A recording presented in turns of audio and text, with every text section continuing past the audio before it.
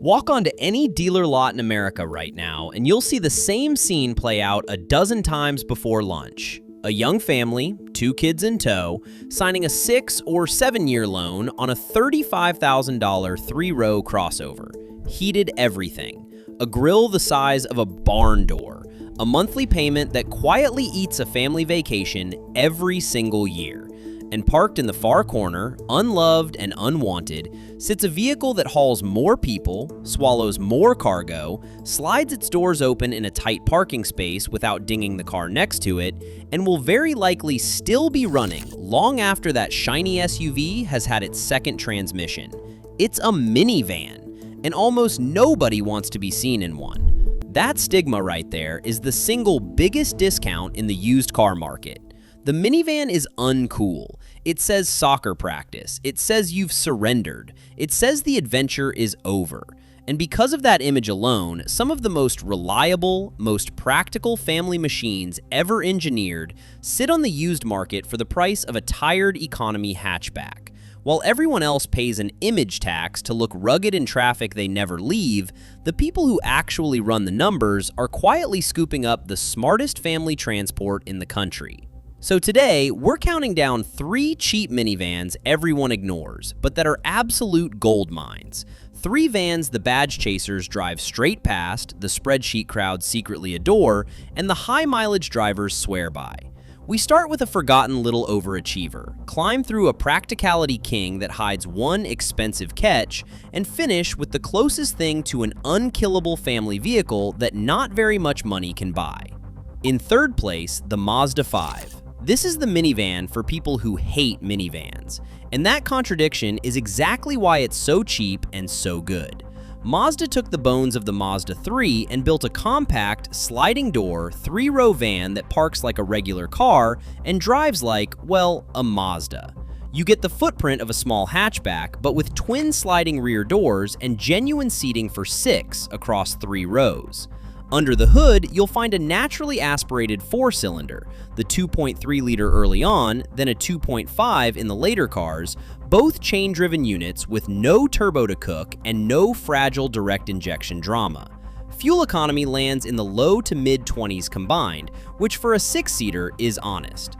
Find a clean one, and you're typically looking at $3,000 to $7,000 depending on miles and the rust situation, which we'll get to. Here's the genuinely surprising part. On the early cars, Mazda offered a 5-speed manual gearbox, a manual transmission, in a sliding door family van. That basically never happened anywhere else, and it's the reason the Mazda 5 has a quiet cult following among enthusiasts who refuse to give up a clutch pedal just because they had kids. It's the practical pick for city families who need 3 rows but live where every parking spot is a knife fight. And it'll thread through a crowded lot that would have a full-size Sienna sweating. But there's a real problem to watch, and it lives underneath, not under the hood. Rust. Mazdas of this era earned a reputation for corrosion, and the 5 is no exception. If you're shopping anywhere near the Salt Belt, get down on the ground with a flashlight and check the rear wheel arches, their homer panels, and the subframe before you fall in love. A pretty body can hide a flaky underside. And be realistic about the engine. The 2.3 is adequate, not athletic. Load it with 6 adults and their luggage, ask it to climb a grade, and it'll do the job, but it won't thank you for it. Buy a rust-free example with service history, keep your expectations sensible, and you've got the rarest thing in this class. A family van that's actually fun to drive and costs less than a decent used motorcycle. In second place, the Honda Odyssey. And this is the one that sets the benchmark for what a family van is supposed to do. The Odyssey has been the default suburban workhorse in America for 2 decades, and there's a reason. Power comes from Honda's 3.5-liter V6, a smooth, willing engine bolted to a cabin that's a masterclass in flexibility. The 3rd row folds flat into the floor with one motion, turning the van into a cavernous hauler in seconds, and the 2nd row seats slide and reconfigure to handle everything from 3 car seats abreast to a sheet of plywood. Fuel economy is roughly 19 in town and near 30 on the highway, which is respectable for something this big. A solid 2011 to 2016 example usually runs $5,000 to $9,000, and they're everywhere, which keeps prices keen. Now, the catch. And with the Odyssey, there are actually two you need to know cold. The first is age-specific. The early 2000s Odysseys, particularly the 2002 to 2004 cars, were notorious for automatic transmission failures. Honda extended warranties over it at the time, but those years are long out of coverage now. So unless you find one with a documented rebuilt or replaced transmission, just walk past them. The second catch affects the later V6s, and it's called VCM, Variable Cylinder Management. To save fuel, the engine shuts down cylinders when it can, and over time, that system has a habit of causing oil consumption, fouled spark plugs on the cylinders that keep deactivating, and enough engine vibration to wear out the motor mounts prematurely. The good news is owners have this figured out.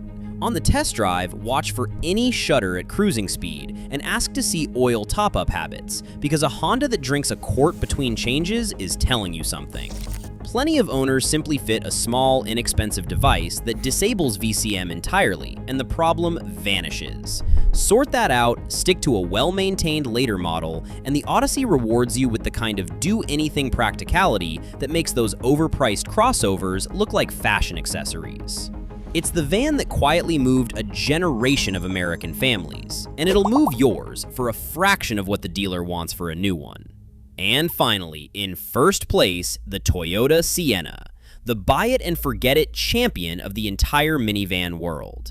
If the Mazda 5 is the clever pick and the Odyssey is the practical pick, the Sienna is the one you hand down to your kids. At its heart sits Toyota's 3.5-liter V6, the 2GR engine, and this is the secret. It's the same fundamentally bulletproof V6 Toyota and Lexus bolted into half their lineup, a chain-driven unit with no scheduled belt to snap and a reputation for shrugging off mileage that would scrap lesser engines. 250,000 miles on routine oil changes is not a fairy tale with these. It's a Tuesday.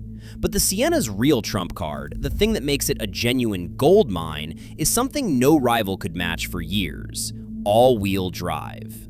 For a long stretch, the Sienna was the only mainstream minivan in America you could actually buy with AWD, which turned it into the quiet hero of snowbelt families who needed to do the school run through a Minnesota winter and didn't fancy a lumbering SUV to do it. That same toughness and longevity is exactly why you'll find Siennas grinding out enormous mileages in airport shuttle service and as rideshare workhorses. When a vehicle has to earn its keep every single day, people buy what doesn't break. They buy these. Expect to pay somewhere in the $6,000 to $12,000 range, depending on miles, drivetrain, and condition, and combined economy hovers around the low 20s, which is the trade you make for that grunt and grip. Even the Sienna isn't completely flawless, and the smart buyer knows where to look. On certain mid-2000s cars, that 2GR V6 used a rubber oil supply line that could fail and lose oil, and Toyota addressed it with a campaign to swap in an updated metal part. So if you're eyeing one from that era, confirm the oil line has been done, ideally with paperwork. Beyond that, the power sliding door mechanisms can get tired with age, and the AWD versions are harder on tires, so factor a set of rubber into your budget. None of that is deal-breaking. Get one with a service record, verify the oil line, keep up with the basics, and you've bought a family vehicle that genuinely seems to grow more valuable the longer you own it, because nothing else does the job this dependably for this little money. It's not the minivan that survives ownership, it's the one that outlives your need for it. So what's the thread running through all three? It's the same lesson that punishes badge chasers in every corner of the car market. The minivan stigma isn't a flaw in these vehicles, it's a discount on them. People pay a premium to look adventurous, and they pay it again with interest every time their stylish crossover books into the shop. Meanwhile, the unfashionable van with the sliding doors quietly does more, lasts longer, and asks for less. Image costs money. Engineering saves it. And the families who figure that out get to skip the 7-year loan, buy outright, and pocket the difference. All because they were willing to drive something that the neighbors won't envy. The smartest family vehicle in America might just be the one nobody wants to admit they want. So, which of these three would you actually park in your driveway? The clever little Mazda with the manual nobody believes exists, the do-everything Odyssey, or the unkillable Sienna? Drop a comment and let me know. And if you'd rather your next car came with peace of mind instead of a payment book, stick around and subscribe, because there are plenty more overlooked bargains where these came from.